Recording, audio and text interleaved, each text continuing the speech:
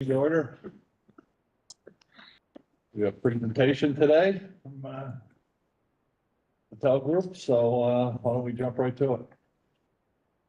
Thank you. I think I went around and introduced myself. My name is Manesh Patel. I'm the CFO for Visions Hotels and been getting more involved into this project. So just on a summary level to highlight the project and where we currently stand, I know there's been a lot of iterations of this. We're looking at taking the area and it's almost 3 distinct projects, 82 unit townhouses, which will be composed of 3-story buildings. First floor is going to be basically garage and storage, second floor living, and then third floor bedrooms. Mostly being 2 bedrooms, but there'll be a mixture of 2 bedrooms, 1 bedroom there, and a den area. And then that lot in itself will also have a clubhouse, which will have the rental office, fitness, recreation, and just overall just meeting, gathering kind of space for the tenants to congregate in. That's an approximately 4,000 square foot building. So the townhouses, if you want to consider as a project in itself, is about 100,000 square feet. And then we're looking at 2 hotel projects, both extended stay, which we feel there's a strong need in the market. We continue to look at our own hotel assets here, and we see a continuing need for the extended stay segment. And it's going to be 2 ends of the spectrum with the extended stay. One is going to be a Marriott branded extended stay, a little higher end. And then the other one is going to be an IHG product, the Candlewood Suites, where we've had a lot of success with. And the kind of, you know, the split between it is like, where's your price point and then what amenities really you're chasing. And we feel with these markets and what we already have in the market, we're not looking to steal share, but there'll be enough new demand coming in that will fulfill the needs of this. Overall project is $60 million, and we're seeking benefits for sales tax, mortgage reporting, and the pilot program. So I can try to answer any specific questions, but that's it in a nutshell. Dominic, you know, the hockey that was here and all that, are these extended hotels more attractive to that crowd that's coming in? No, Manesh would probably know that better than I. So, yes, I mean, more for like, and that's what the Candlewood, which the lower end kind of tier, right? They are price sensitive. They're trying to put 3-4 kids in a room. And that project in itself would appeal more to, you know, your family traveling. And I think the other hotel would be more corporate, hospital, kind of the higher end clientele that was city, town, and anyone else that's coming through the area. With so many hotels in the area, do you know like what the annualized occupancy is in the aggregate? Or I don't, area? but I can pull it up. But I'll tell you this just from, you know, our experience, you know, we now have like close to 70 hotels. There's still opportunity here in Utica for demand. There is people who are leaving the area, especially if you look at the summers, where people are going other places because we do not have enough rooms. It's a strong market and can definitely accommodate additional rooms. Love to hear it. Now, do we have to induce this on 3 projects or 1? It's 1. Yes, Yeah. it is 1 project, but we can figure out how to legally structure it. Yeah. So they come online. Is it gonna be Yes, stepped? Yeah. yes. The idea is to have 3 separate pilots each phase will be on a different parcel of land, so they can all come Different online. timeframes and Yeah. They can come online when they're ready, yes. Okay.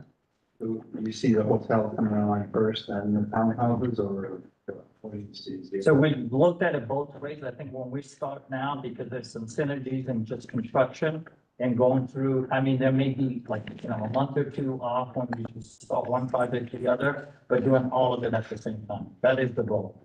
And I think you follow what Andy wanted to make a point of is that when you bring in the first phase of like people doing site work and foundations, when they're done, we'll move them around the circle. So it'll be a big circle, but there may be some things that finish later than the others. The commencement will be, following a pattern. And the timeframes we put on it for, So we're looking to start, hopefully, if we get everything lined up, next May, June is if we can get everything through planning and all the approvals, financing. Financing's a big one still, so I think we've had some positive conversations. But as you're aware, there's some environmental concerns, so not every lender is just willing to jump on board. About an estimated completion. 2 to 3 years. I think honestly, that's what it's gonna really take to get there. I mean, you know. It goes out until the end of 2008, 28. Me, Yeah. So yeah, commitment does, but you're talking a much shorter timeframe. I think. Mhm. Yeah. your inducement resolution calls out the Yeah. projected timeframes clearly, so. And we spelled them out in days now, so instead of dates, so when we commence, you have X amount of days. Just curious, being a lender, how do you make a banker comfortable with the underlying environmentals? Is there insurance that you can purchase or what is So- it after? Yeah, so we've looked at it different ways. Right now, the site was remediated and now there's just a remediation plan that we need to follow and go. So it's getting them comfortable with that. We talked to them basically about, you know what? It's over my head, right? And it may be over the person who's reviewing it, so they may be engaging with their own counsel to get a comfort level of, yes, this is acceptable, you follow the plan. And, we really don't have to worry about this being issued down the road. So there's a blueprint for it with the brownfield financing and south. Sure. Just That gonna remind particular them. case, what needed to be done. And along the boundary ratio, my plan. Yeah. So, Andy has put aside a good enough amount of money, to make it palatable for a lender, but, that's what they'll end up squeezing. At some point, we'll figure out that. Steve, with that, did I get a motion? I'm sorry, Lawyer. I know, so You gotta read it. there's quite a few findings you're going to be, That before? Never ends, never ends. I'm sorry. You're lucky you have us. There are several specific findings that the board needs to make in order to qualify this project for financial assistance.